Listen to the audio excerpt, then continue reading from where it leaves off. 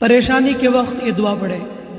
رسول اللہ صلی اللہ علیہ وسلم حالت پریشانی میں یہ دعا کیا کرتے تھے، لا الہ الا اللہ العظیم الحلیم، لا الہ الا اللہ رب العرش العظیم، لا الہ الا اللہ رب السماوات ورب الارض ورب العرش الکریم۔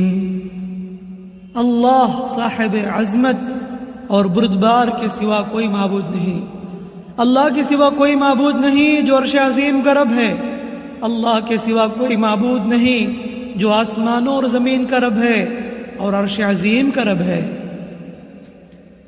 یہ بہترین دعا جب بھی پریشانی لاحق ہو، ٹینشن ہو، گھبراہٹ ہو، ایسے موقع پر اس دعا کا اہتمام کریں۔